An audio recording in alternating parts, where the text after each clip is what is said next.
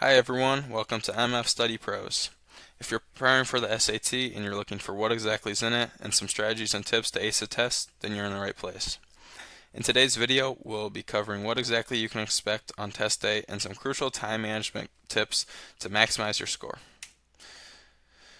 So the digital SAT is composed of two sections, reading and writing and math.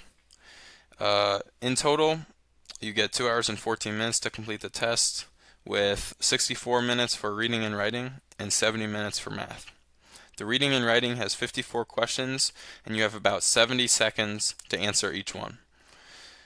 For the math, there's only 44 questions, and you get about 95 seconds to answer each one. If you're taking the optional essay component, you get 50 minutes for that.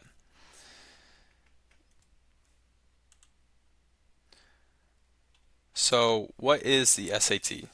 The SAT is a multiple choice test with 4 answer choices, except for some math questions where you are required to input your answer. Writing focuses on grammar and sentence structure, and math tests algebra, geometry, and some basic trigonometry. So, I have 2 tips to help you guys out. First of all, prioritize accuracy, not speed. You don't have to answer every single question to get a great score. So focus on accuracy rather than rushing to finish every question. My second strategy is pacing. It's important to know how much time you have on each question, and it's also very important not to get stuck on one problem and spend a couple minutes on it, just sitting there trying to figure it out. My suggestion to you would be, as soon as you see a problem that you know you're going to struggle with, or you spend more than 2 minutes on a problem, I would bookmark it and keep on going with your test, and then revisiting it later. That can help get a new set of eyes, or maybe you've thought of something by then. Also, remember there's no penalty for wrong answers, so never ever leave a question blank. If you're not sure, just eliminate whatever answer choices you know are wrong and then make your best guess.